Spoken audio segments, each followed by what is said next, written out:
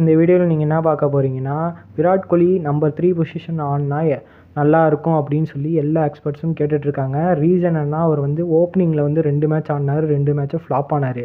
So இப்போ வந்துட்டு இவருக்கு பதிலாக வேறு யாரும் ஓப்பனிங் ஆடி, ஸோ அவர் வந்து டக்குன்னு குயிக்காக விக்கெட்ஸ் விழுந்தாலும் இவர் வந்து செட்டில் ஒன்று ஆகி அதுக்கப்புறம் இன்னிங்ஸ் பில்ட் பண்ணி கொண்டு போக அதிக சான்சஸ் இருக்கும். ஸோ அதனாலேயே வந்துட்டு விராட் கோலியை வந்து நம்பர் 3ல் ஆட சொல்கிறாங்க. ஏன்னா ஒரு எக்ஸ்பீரியன்ஸ் பேட்டராக இவர் வந்து தான் கேம் எடுத்துகிட்டு போகணும். அதனால் ஓப்பனிங்கில் ரோஹித் இல்லை ஜெய்ஸ்வால் இந்த காம்போவே வச்சு ட்ரை பண்ணலாம் அப்படின்னு சொல்லிட்டு இருக்காங்க நிறைய எக்ஸ்பர்ட்ஸ்லாம். என்னை பொறுத்த வரைக்கும் இது ஒரு பெட்டர் ஆப்ஷனாக தான் இருக்கும்.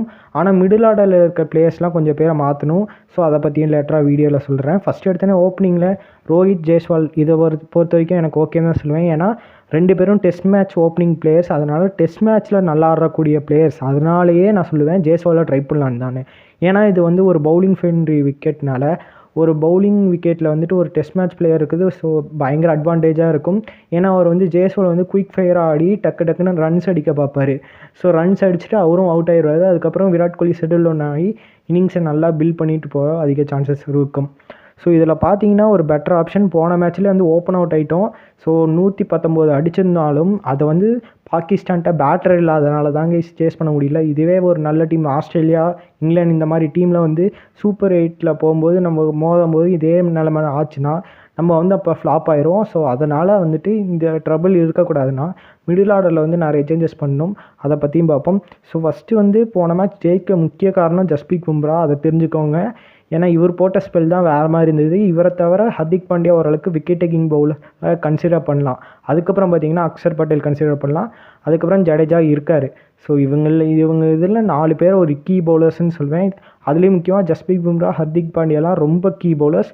அக்ஷர் பட்டேல் போன மேட்ச் பேட்டிங் நல்லா பர்ஃபார்ம் பண்ணார், பவுலிங் நல்லா பர்ஃபார்ம் பண்ணார். ஸோ அவரும் சாலிடாக இருக்கார். ஸோ அவரோட பர்ஃபார்மன்ஸும் நல்லாயிருக்கு. அதுவும் இல்லாமல் அவரை வந்து டாப் ஆர்டரில் புஷ் பண்ணுறாங்க. ஸோ அவரை வந்து ஒரு ஃபினிஷிங் எண்டாக தான் நம்ம எப்பயும் வச்சுக்கணும். ஒரு ஃபினிஷர் ஹர்திக் பாண்டியாவும் அக்ஷர் பட்டேலும் ஒரு ஃபினிஷிங் எண்டில் வச்சா தான் கரெக்டாக இருக்கும். ஸோ இப்போ வந்து மிடில் ஆர்டர் கதையை பற்றி பேசுகிறேன். ஃபஸ்ட்டு எடுத்தனே பார்த்தீங்கன்னா இவங்க மிடில் ஆர்டர்லேருந்து ரீப்ளேஸ்மெண்ட் பிளேயராக யார் எடுக்கிறாங்கன்னா சஞ்சு சாம்சன். ஏன்னா ஒரு நீட்டான இன்னிங்ஸை பில்ட் பண்ணி ஆடுவார். ஸ்லோ ட்ராக்லாம் செம்மையாக ஆடக்கூடிய பிளேயர். ஸ்பின்னர்ஸையும் நல்லா ஆடக்கூடிய பிளேயர் தான் சஞ்சு சாம்சன்.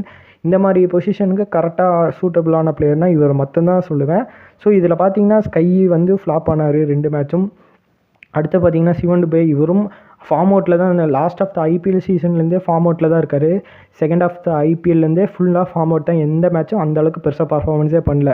ஸோ இதில் பார்த்தீங்கன்னா ஸ்கையும் சிவன் டுபேவும் அந்தளவுக்கு பெருசாகவும் பர்ஃபார்மன்ஸ் பண்ணல கைஸ். ஸோ இவங்க 2 பேரையும் உட்கார வச்சிடலாம். சிவன் டுபே ஆட வைக்கிறதுக்கு முக்கிய காரணம் வந்து அவர் வந்து பவுலிங்கும் போடுவார். ஸோ நம்ம வந்து ஒரு எக்ஸ்ட்ரா ஸ்பின்னர் குல்தீப் யாதவ் இல்லை சகல் யாராச்சும் ஒருத்திங்க எடுத்துகிட்டு வந்தால் கூட நம்ம ட்ரை பண்ணி பார்க்கலாம் தான் சொல்லுவேன். ஏன்னா சிவன் டுபேக்கே பவுலிங் ஆப்ஷன் இருந்தால் நம்ம வந்து அந்த இடத்துல யாரை ரீப்ளேஸ் பண்ணாமல் இருந்தால் ஓகே தான் சொல்லுவேன். ஸோ அடுத்து பார்த்தா ஜடேஜா மஸ்ட்டாக தான் ட்ரை பண்ணோம். அவர் வந்து ஒரு மேட்ச்சில் ஃப்ளாப் ஆனாலும் மற்ற இருக்க மேட்சஸ்லாம் நல்லா பர்ஃபார்ம் பண்ணி கொடுக்குற பிளேயர் தான் ஜடேஜா. ஸோ பார்ப்போம் இனிமேல் வர மேட்சஸில் என்ன பண்ண போகிறாங்கன்னு.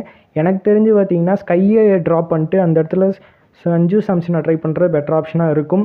சப்போஸ் இப்போ வந்து ஜெய்ஸ்வால் வந்து ஓப்பனிங் பண்ணுறாருன்னா அந்த இடத்துல வந்துட்டு நம்மளுக்கு வந்து மிடில் ஆர்டரில் இவர் ஸ்கையை புஷ் பண்ண முடியாது. ஸோ ஸ்கைக்கு பதிலாக ஆட வைக்க போக்கலாம் சஞ்சு சாம்சன். ஆனால் ட்ரை பண்ண மாட்டாங்க. இல்லை இப்போ சிவன் டுபே இருக்கார், அவருக்கு பதிலாக கூட சஞ்சு சாம்சனை ஆட வைக்கலாம். ஏன்னா ரீசன் அவர் வந்து பவுலிங்கும் போடுறது இல்லை கைஸ். ஸோ ஒரு பேட்டராக தான் கன்சிடர் பண்ணுவோம். ஸோ அந்த பிளேஸில் வந்துட்டு நம்ம வந்து இவரை சஞ்சு சாம்சனை கன்சிடர் பண்ணி ஆட வச்சா ஒரு பெட்டர் ஆப்ஷனாக இருக்குன்னு சொல்லுவேன். ஸ்கை இல்லை சிவன் டுபே இவங்க 2 பேத்துக்கு பதிலாக யாராவது பதிலாக சஞ்சு சாம்சன் ஆட வைக்கிறது ஒரு பெட்டர் ஆப்ஷனாக இருக்குன்னு சொல்லுவேன், என்னோட சஜஷன். ஸோ ட்ரை பண்ணுவாங்களா மாட்டாங்களான்னு மறக்காமல் கமெண்ட் பண்ணுங்கள். ஸோ அவ்வளோதாங்க கைஸ். இந்த வீடியோ பிடிச்சிருந்தா உங்கள் ஃப்ரெண்ட்ஸ் அண்ட் ஃபேமிலிக்கு ஷேர் பண்ணுங்கள். ஸோ மிச்சப்படியில் தான் பை கைஸ்.